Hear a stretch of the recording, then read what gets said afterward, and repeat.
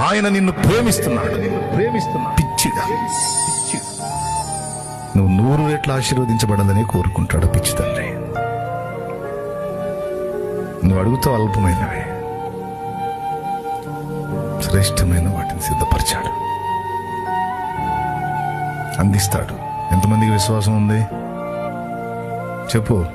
నీ కాళ్ళ ముందు చూపు చూసి, ప్రస్తుతం నువ్వు ఫేస్ చేస్తున్న పరిస్థితులు చూసి దుఃఖపడవాకు, దిగజారిపోవాకు, ఇంతేలే అని రాజీ పడవాకు. ఉంది ఉంది ఉంది ఉంది 2025 అయిపోయింది కదా, 2026 స్టార్ట్. నూతనమైన మలుపులు నీ జీవితంలో, నూతన అధ్యాయం స్టార్ట్ అయింది.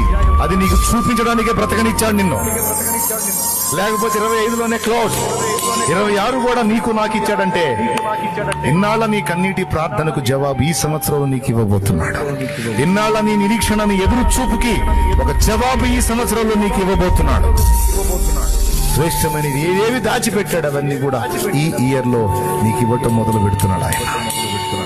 ఎంతమందికి విశ్వాసం ఉంది చెప్పు, గట్టిగా స్తోత్రం చెప్పు. వెలిగెత్తి చెప్పు, ఇంకోసారి చెప్పు, నీకు స్తోత్రం. ఆయన శ్రేష్టమైన నాయన.